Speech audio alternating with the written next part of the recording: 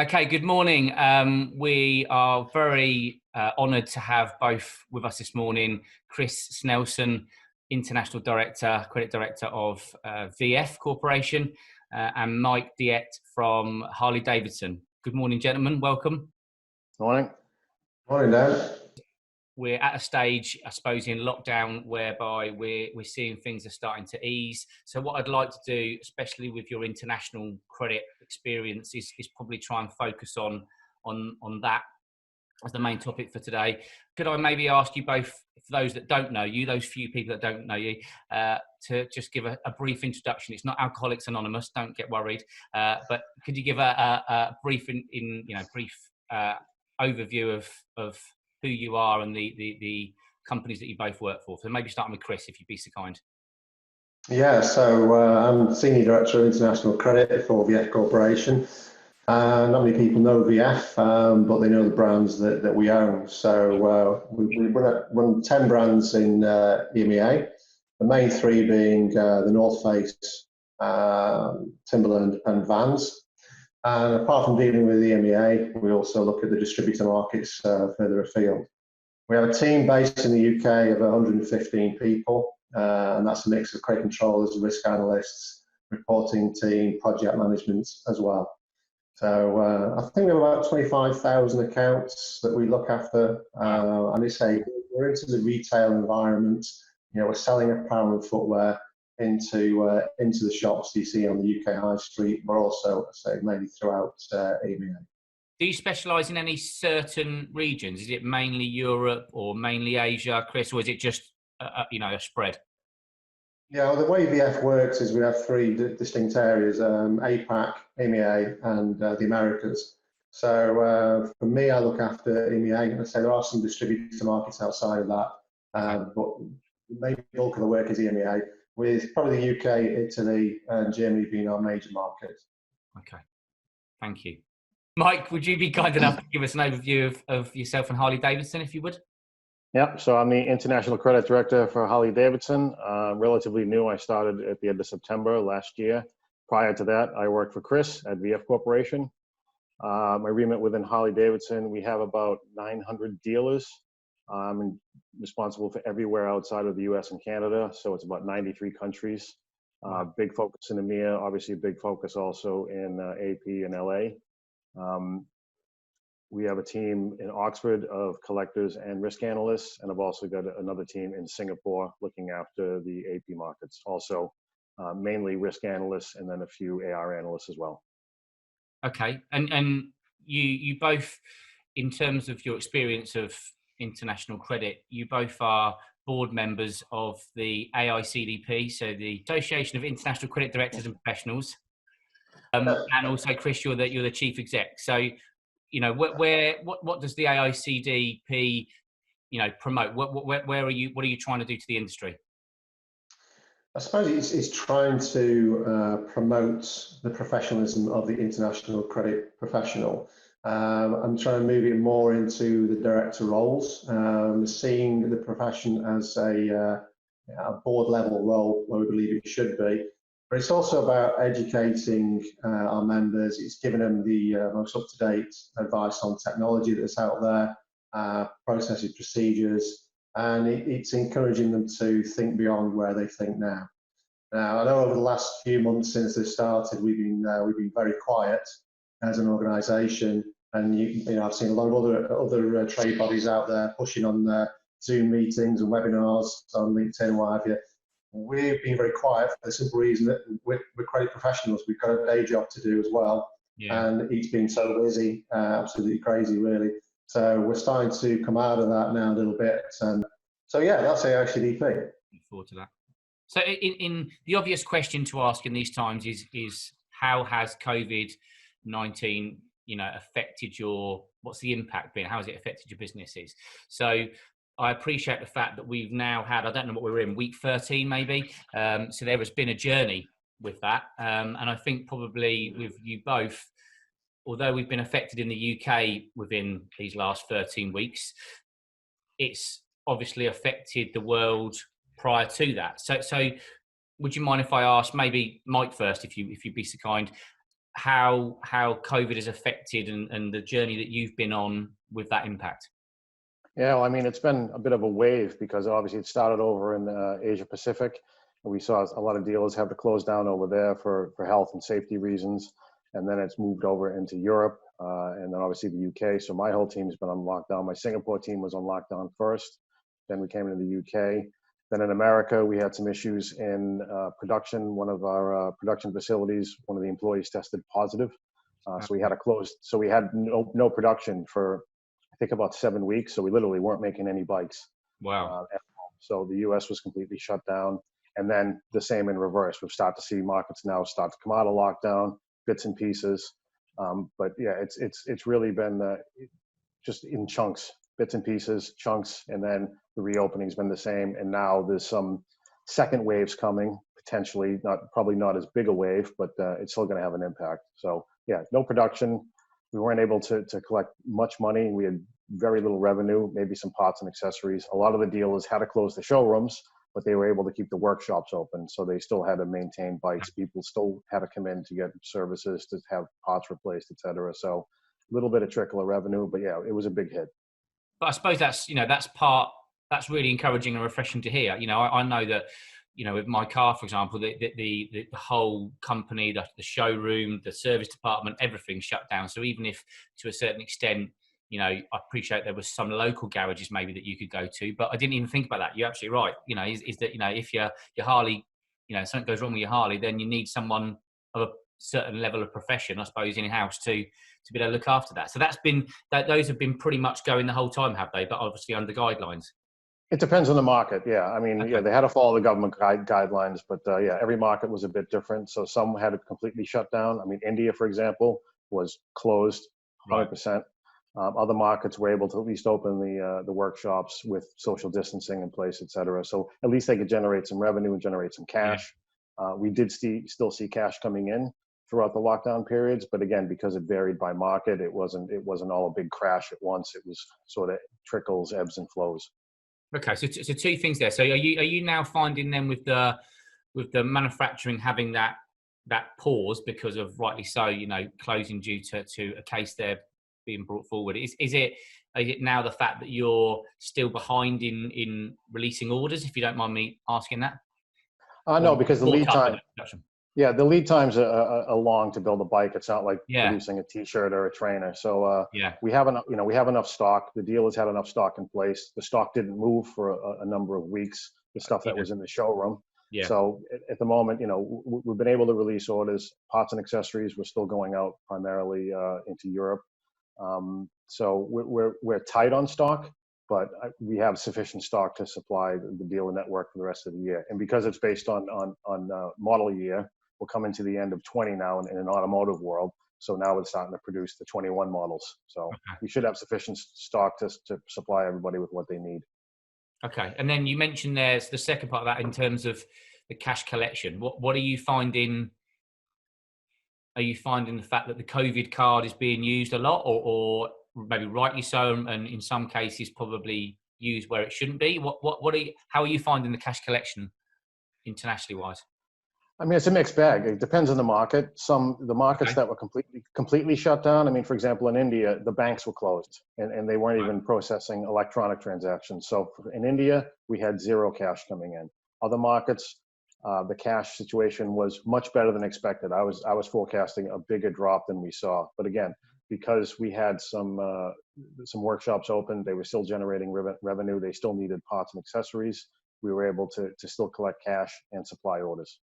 You mentioned there about certain markets and that sort of thing. So if I said to you, which were the 3 countries, maybe to put you on the spot, that were above your expectations, because I appreciate people listening, might be working in certain countries. What were above your expectations, and maybe with India probably being one of them as well, were below your expectations? They found it tough.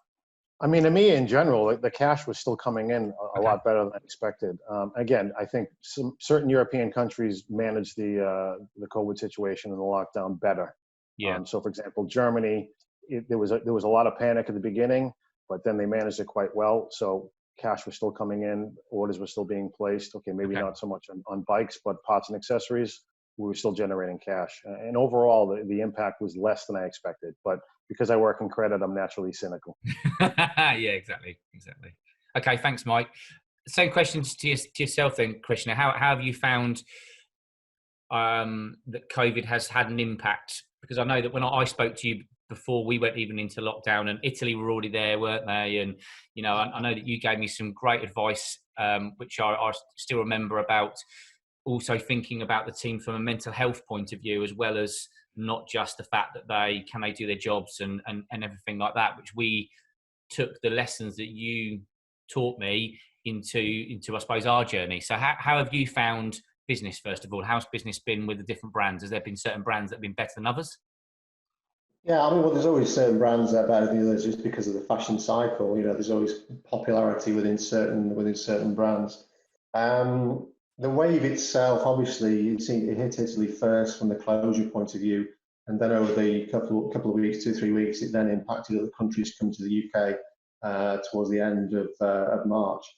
So we started seeing the downturn, I say, as a flow between those countries heading towards the west. So yeah, it's been difficult. I think obviously with it being a retail environment we sell into, the brick and mortar side, you know, they have to close. So there's a lot of companies we deal with that may not have an e-com presence that is sort of highly visible to their audience.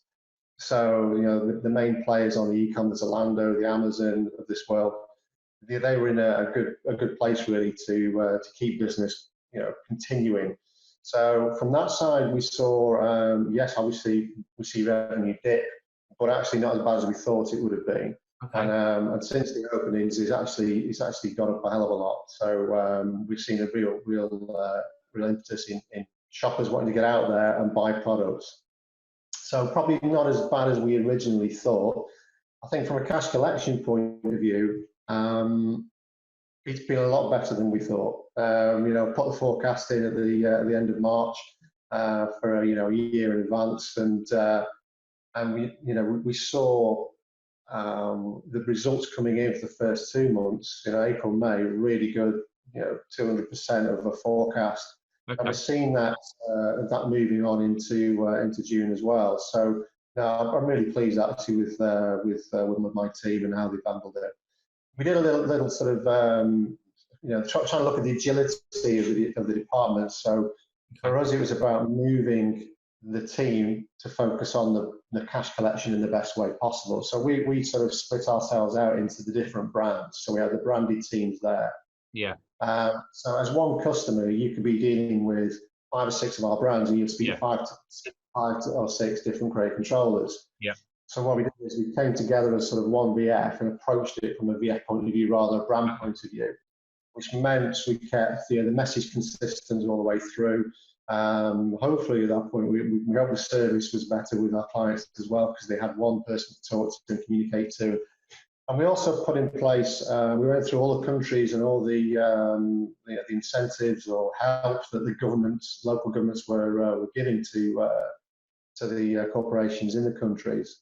And we listed all those. So actually when our credit controllers were talking to our customers and maybe they didn't know what was on offer in our country, and a lot of them didn't, we could actually educate them to say, why don't you go out and look at this area, because it may help your business. So that helped a lot as well. But obviously, again, we're coming now into July, August, when we start to look at our fall-winter season, which is obviously very big for VF brands. So we then got to now change back again. So we focused on the initial 3 months of looking at cash collection. Now we've got to change back again to how we used to work, not only to make sure we do still get the cash in, but also manage the order volume coming through as well, and the releases of the orders. So it's been an interesting journey, sort of mixing up different ways of working and seeing how fast we are to turn things around and put in new ways of working very quickly, then move back again. And a number of things have come out of there that we'll probably continue looking to implement further down the line as well, of how we work. So always looking for constant improvements there. A lot better than expected, should we say. Okay, so I mean, it seems like the right thing to do is to ask you a little bit about what have you learned, because that's incredibly positive what you just said there about we've adapted and we've changed, which I think has been something that is a green light for getting through this type of situation, is that you've got to diversify and move and evolve and that sort of thing, rather than just sticking to always the way that you've done it, because that necessarily won't work in the new normal. What have you, I suppose, learned from the changes that you've made, that you go, do you know what, I don't know why we didn't do that in the past. Let's make sure we carry on doing that going forward, even though we might go back to certain things. You mentioned it there, so I'm just interested to hear the type of things. So I think the one thing is looking at our strategic accounts, so maybe the top 15, 20 accounts with, and again, having that maybe 5, 6, 7 different controllers from the different brands, because we operate as a branded function in a way. Coming together as one VF, that experience seemed to work very well, not only for us, but also for the customers as well. Yeah, so got one point of contact then, I'll take it. And would that, how would you choose that, Chris? Would you choose it so, I appreciate, let's say, for example, they're buying Timberland and North Face, they're going to be spending different amounts, I would imagine, in account. So do you take, I suppose, the lead account by revenue, and then that's the account manager, or how did you choose who would speak to them? No, we got to look at the country base first of all. So we got to look at languages. So where are our strategic accounts based? What is the workload contained within those strategic accounts?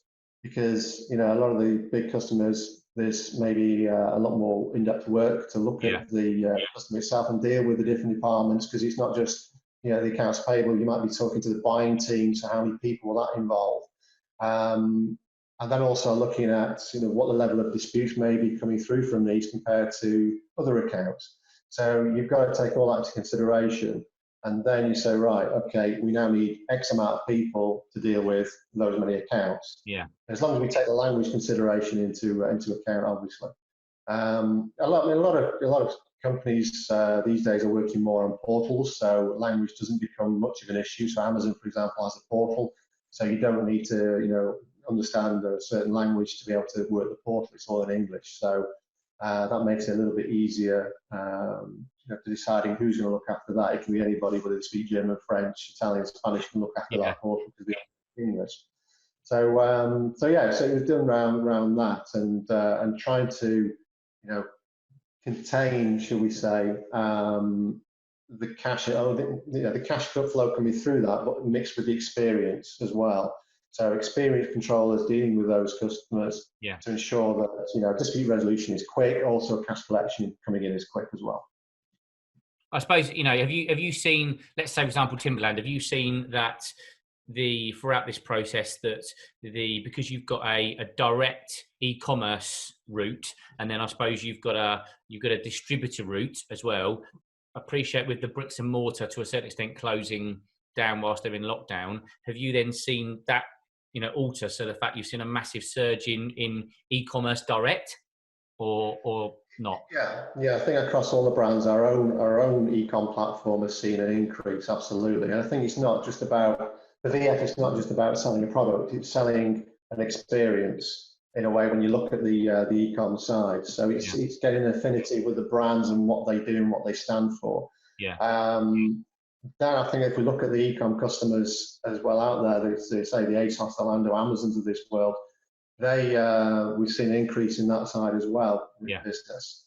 And we're probably, I think that there's going to be a change in shopping mentality anyway. Even as we open up and we see brick and mortar coming back a lot more, I still think people are going to rely more on the e-com. They've got used to it over 3 months. And I think moving forward, even if you're a brick and mortar only, I think you've then got to start looking at, right, I need an e-com presence, and also have the brand values around it as well. So I think the shopping mentality will change a little bit. There'll always be a need for brick and mortar, there always will be, but I think it'll shift into the other market. Yeah. Okay, thank you. So in terms of the AICDP, have you found that from this whole experience, there's any further advice that you could give, credit directors, credit professionals that are working on an international basis. We've heard some tips there about having, you know, a dual strategy, about maybe changing and evolving the ways that you deal with your customers and your distributors. Is there anything else that you would be kind enough to share that you've learned over this sort of process in the last 3-4 months? Yeah, I mean, for us, the most important thing is to understand our customers, which for us are dealers. So the Harley Davidson dealers, they're only selling Harley Davidson. They have all the signage, the kit. If you know your customer and you understand what they need and how we can support them, that's really important. You have to understand the market, because the market risk varies from market to market, even pre-COVID. And now it's even more exacerbated with the situation. So you have to understand your customers, understand the market, the risk, understand what security you're holding, because the risk profile is changing on a week-to-week basis. You know, there's going to be a global recession, whether we like it or not. Yeah. And it's either going to be V-shaped, U-shaped, or L-shaped. And how do we support the customers through that, whatever shape that takes? We have to make sure we have the tools in place to be agile enough to support the customers. For example, one of the things we did with Harley was we've enabled home delivery. So a customer that ordered a bike prior to COVID and then goes on lockdown, or they're not able to get out, but you can still move, we would then deliver the bike to their home. So the dealer would actually go out, take the bike, deliver it. So, I mean, it's like having a different kind of platform to be able to service the customer, so that the dealer can make money, so that we can all can make money. I bet that's, you know, one of the things that you know, I've been very lucky to do is go and, you know, in my life, is to go and pick up a car from a showroom. And it's like Chris was saying there, it's about the experience, isn't it? And I think that, you know, I would imagine that is, to me, that would be part of buying a Harley Davidson, is the whole buying experience and made to feel special, and, you know, being in that type of atmosphere and being part of the club. So I suppose by home delivering it, you've got to look at still try and create that. Yeah, and there's a certain segment of consumer that's not going to want to do that. Yeah. But I think the more seasoned Harley riders, the hog members, they don't mind. They know the bikes inside and out. They know what they want. They're happy just to order it online, get it delivered at home, and then go out for a nice ride. Yeah. I mean, have you found that in different countries they're doing different things? So something would work maybe in Italy, Chris, or, you know, and it wouldn't work in Spain or something like that. Is there any, or can we create to a certain extent a blanket? No. Every country is different, how they work, the environment they're in. So no, it's completely different. I mean, what we've seen from a collection point of view is that you know, Germany's always been quite strong anyway. And actually, over the last couple of weeks in Italy, that's really coming back through. We're seeing a lot of cash collection coming in from Italy. France as well has been good. UK, it's okay. I think we expect to see that to expand now the brick and mortar's open. Okay. I think the one area that I think is struggling is probably Spain. Okay. You know, what, still struggling to get going?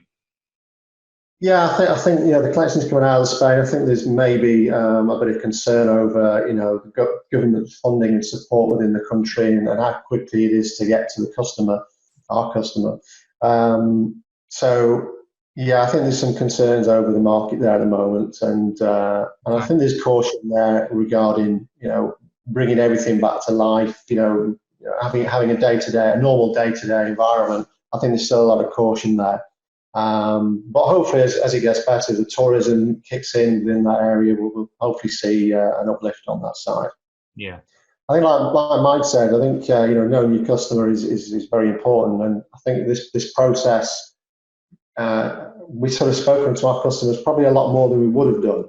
You know, if a customer's always paying, yeah, if the customer's always paying, it's very rare you might speak to them. Obviously, when they stop paying, you're there on the phone to them a lot more. So I think that's enabled the relationship between our customers and ourselves to be a lot better.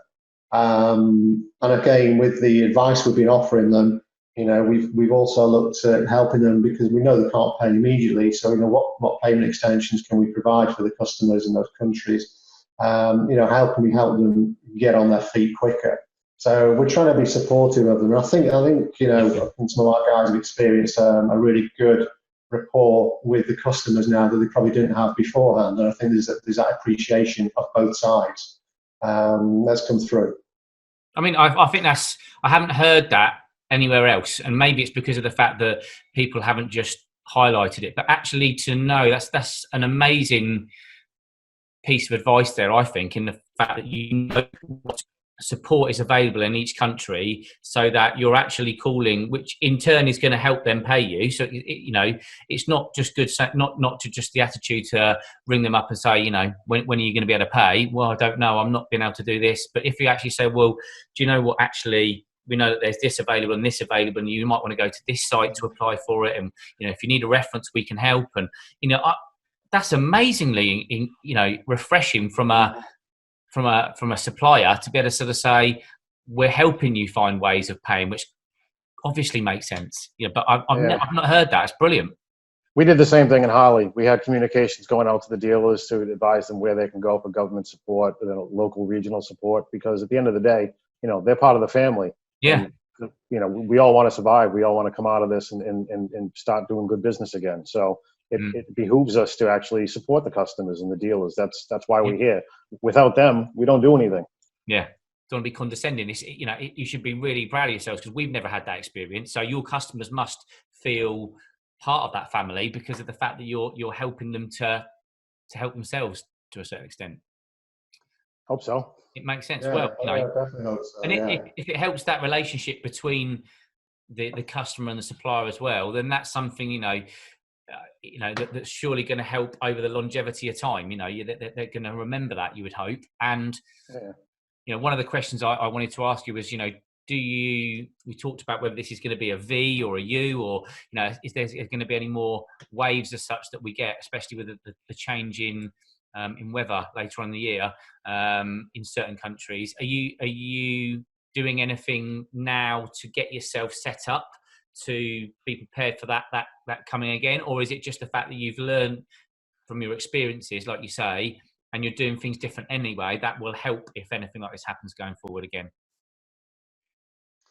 Yeah, I think it's we mentioned before the word agility. It's been able to look at what's coming through, and actually, you know, if you have to change how you work, how your department's set up, you know, you've got to be prepared to do that within a short space of time. So we're always looking forward to see what is going to come around the corner. I think from my point of view, you know, we saw a number of insolvencies at the start of this, and then it's gone quiet. Okay, you've got that dip. I think, you know, people shouldn't be lulled into a false sense of security. I think, you know, coming into September, October months, Absolutely. I think at that point it'll spike again, and then again after Christmas. I mean, January is always you know, especially in the retail business, is always you know, a month for insolvencies. So I think, you know, if people are out there thinking they've got over the worst of it, no, there's going to be a lot more insolvencies coming through, and you've got to be prepared for that. So you've got to be forecasting, you know, to your senior leadership team to say, this is where I believe we're going to end up. And they may look at you and think, no, looking at what you've done so far, it's not going to happen. But no, you've got to try and plan. And even if I overestimate, that's great. You know, it's got to be more of an overestimation really than coming too far under. Yeah. So it's looking further afield and looking at your cash forecasting and revising it on a monthly basis based on the new sales data coming through, and also your trends coming through as well. So you've got to keep on a monthly basis. It's not just a case of doing a cash flow forecast for the cash income coming in for the next 6 months, 12 months, and just doing it once. You've got to keep doing it over and over again, because you've got to pull in those different trends, not only sales data, but payment data as well. Yeah. I don't think most governments have an appetite for another lockdown. So if there are any lockdowns, it'll be localized. From a pure economic standpoint, I don't think the governments have an appetite for that. It'll be a localized lockdown, depending on how things go within each market. So we're making sure that our dealers are set up, they have sufficient stock, they have sufficient cash. So if there is another localized lockdown, we can see them through that peak. We've set up support mechanisms. We've done some market-wide support mechanisms in terms of extensions, some different programs that Harley Davidson has for their dealers, just to make sure if, you know, whatever comes next, and while we can, because now we're in the riding season, you know, it doesn't last forever, especially in some of the northern countries, the riding season is pretty short. We want to make sure that they're set up to get through the winter months prior to the new model year coming out. and just making sure that they have a good setup in place. And we're doing some individual payment plans with specific dealers that we think are really important to the network. And just trying to make sure that they can weather that storm, because a lot of businesses unfortunately don't have 12 months of cash on their balance sheet to see them through. They might have a month if they're lucky. Some of them live hand to mouth. So you need to make sure they have sufficient stock, sufficient online presence. They generate enough leads. So even if we do go into a localized lockdown, they still will be able to service customers to make sure they can continue to generate cash. It's really important.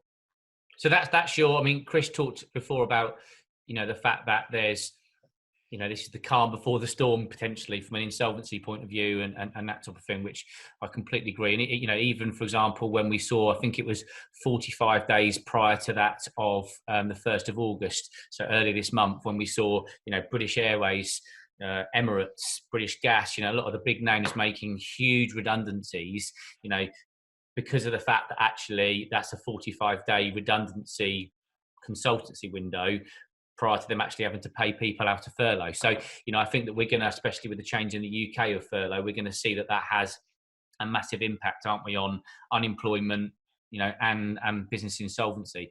So, I appreciate the fact that what you're talking about there, Mike, is your dealers.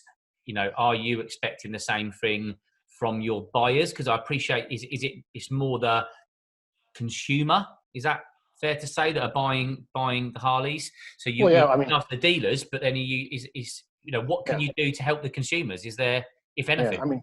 Harley Davidson's a luxury item. It's in the luxury category, and if people are losing their jobs, or it's a matter between paying your mortgage or buying a new bike, some will still do that. The choice is clear. But we're offering some consumer incentives as well, in terms of like low rate financing and things to try to incentivize customers, the consumer to visit their dealer.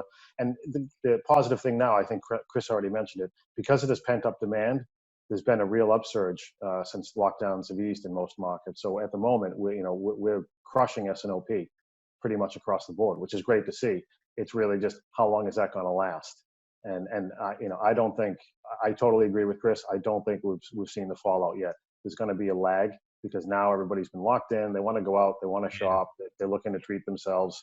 When we start getting into Q3, Q4, that's where we're going to start to see things hit, both from a business standpoint, but also from the end consumer. If you lose your job and you can't afford to pay your rent or your mortgage, you're not going to run out and buy, a 14 grand bike. Yeah. In most cases, yeah. In most cases. but we are offering, like, we have some incentive programs, low rate financing and things like that. So, to try to incentivize people that, we really want to continue to run the business, both for the consumer, for the dealer, but also if you look at motorcycling as a sport, it's a socially distant sport. Yeah. You have to stay 2 meters away from somebody. You're wearing a mask. You're wearing a helmet. Yeah. It's a great sport to get into if you haven't done it before, because now's the time to do it. Yeah. Even if you look at the upsurge in riding a bicycle to a certain extent, massively so. But there's nothing between that and also there's a place near where I live, and you can see that the bikes are all sort of coming together, keeping a distance and that sort of thing. But there does seem to be the fact that actually you're out in the open air and you can enjoy going for a ride on a Saturday, Sunday, whatever, with 3 or 4 people, if not more. And I wouldn't say necessarily completely safe as you are in any situation, but as safe as you can be. Absolutely. Yeah. Are you, just as a question that interests me from what you just said there, is that, do you think that your product focus going forward, I know that when we spoke a little while ago, Harley were talking about an e-bike and that sort of thing. Do you think that your personal opinion, do you think that your products will change because of the new market? I mean, that was already in the pipeline anyway, because, again, it takes a long time to design, engineer, build a motorcycle. It's not something you can just crank out. But I think over time, as we see what the new normal is, whatever that is, the products will change to match the consumer demand. They have to. Yeah. That's the way business works. But, exactly. But I think, things like small displacement vehicles, e-bikes, these are on the pipeline anyway. And I think we have a really good potential there, COVID notwithstanding, but, sad to say, but COVID might actually help that situation. Exactly. It drives it forward. Yeah. it might drive it forward. So there's some opportunity there. Yeah. And where that may have taken 3-4 years to develop, be right. Let's get it done in 6 months. You've seen that in a lot of industries. But I already think we were ahead of the curve, just because consumer preferences were changing anyway, and COVID is just adding another layer on top. Speed that up. Yeah. I mean, Chris, one of the things from an apparel point of view, have you seen? Funnily enough, I was having a chat with a colleague, a customer of ours in the apparel industry only last week, and they were saying the fact that their brand was doing better because the more expensive brand, people didn't have the money to spend on it. So actually, it was helping their brand to a certain extent, COVID, because of the fact that whereas they would normally, those consumers would drive to pay for a more expensive brand, they're being reduced down. I mean, I appreciate that a lot of your brands are top end brands anyway. Are you finding that people's habits are changing because of the situation? I mean, I appreciate that's probably a silly question, because of course they are, but how are they changing, if you don't mind me asking? I think, we have different price points across all the brands. Right. So I wouldn't put luxury tag on our brands, because if you're looking at luxury, you may be going to spend 1,500 quid on a jacket rather than 200-300 quid that maybe the North Face. Sorry, probably higher quality. Sorry, if that's probably the way I saw it. Premium brands. Premium quality, absolutely. Yeah. I still got all my VF stuff. Oh, that was a promo. You both have. Where's my arm? I'm the odd one out. I'll go and buy one. Absolutely, about time. I think consumers are looking at the moment to buy into the story of the brands and to see what the brands are doing. Okay. So that whether that's green initiatives or whether it's so Timberland's always been big on planting trees, for example. Trying to offset carbon emissions. The North Face is doing products, and a number of our brands are doing products from recycled plastic. Yeah. And to be honest with you, some of these have been doing it for a long time, but it wasn't popular. It wasn't as obvious, was it? I've noticed that from some of the LinkedIn stuff about VF. You really notice it, because I suppose you're drawn to it, aren't you? In the mind, yeah. It's also, Vans as well is more community based. So they're looking at, the skateboarders, the artists, the musicians, BMX is out there. There's the skiing guys. Yeah. And they create a community, and it's the values of those community that they put out there that people are drawn into. Vans, for example, have tried to do, just a thing like colouring your van shoebox. What can you create from it? I know it might sound a bit silly, but actually that generated a lot of interest from people. There's also one. Yeah. There's also, I think they were running something called Footing the Bill, which basically, obviously shoes and footing, a little play on words there. So they were sending out some shoes to charities, homeless people as well. There was, I think it was about 25,000 shoes they sent to homeless people in the US. So all these things they're doing, to look after the communities they have. Yeah. And I think people buy into the experience of the brand, the ethics of the brand, and the story behind the brand. And that's what we're seeing a lot more of now. People, might not just say, "Oh, I want to spend £500 on a jacket." Actually, no, I like that brand because their values are the same as mine. Therefore, I'll spend 300 or I'll spend 700. So I think it's a lot of people. It's not just the price point; it's everything that goes behind that. Yeah. I mean, I even saw something recently about the fact that there was a show on the fact that how well you look after employees. So part of the buying decision now, I mean, it was about going to a burger shack. So because I'd make a choice, I'm not saying that I necessarily would. It was this program was saying, would you make a choice that you go to this burger shack rather than this burger shack? Because actually, that they're all wearing PPE. They've allowed their staff to work safely, whereas the other burger shack, maybe even offer a better burger, but they don't necessarily look after their employees, or the view is that they look after their employees as well as the other place. So, I mean, look at Harley Davidson. We have a community. I mean, Hog has been a community for, I don't even know. I'm not the historian because I've not been with the company that long. But Harley Davidson, I would classify as the first lifestyle brand. We're like the original lifestyle brand because it's not just about riding a motorcycle here and there. It's a lifestyle. Yeah, and completely. every brand today calls themselves a lifestyle brand, but I think we did it first in the community aspect.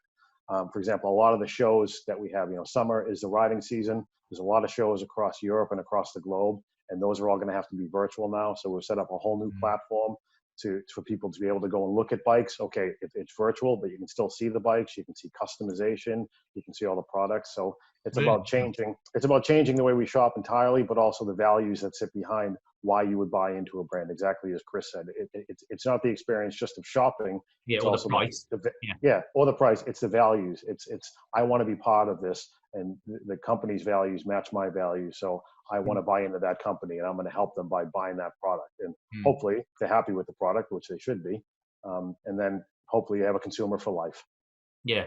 I think you're creating things there that have a longevity, can't you? Because you might find that even when we do get back to some sort of normality, those shows go ahead, but there are going to be some people that don't necessarily want or can't. So therefore, the platform is a different way of them being able to connect with the Harley family. Yeah. And you reach a wider audience. People who don't want to travel or can't travel for whatever reason. It reaches a new audience because let's face it, the world is never going back to the way it was. No, that's a fact. So everybody needs to be very agile, both as a business, as a credit department, whatever you're doing, you need to be agile. You need to look to the future. Yeah. The way that you do things, the way that you go about your roles and your management, your team, and that sort of thing is one to be applauded and having that experience. So thank you for sharing that with us. I know that you're both on LinkedIn, so if anybody wants to maybe speak to you directly, then I'm sure you won't have any issues in terms of speaking to them. They can always pay you in beer. I know that. Absolutely. Always good currency. They don't have a virtual beer yet, so. Yeah, we'll have to try them. Mate, but there's a gap in the market, Mike. Absolutely. No, dear. Virtual beer. Let's have a beer and talk about it. Definitely. So, gents, thank you very much for your time. I'm really, really grateful and hope to see you soon. Yeah. Thanks, Dan. Right, stay safe. Take care.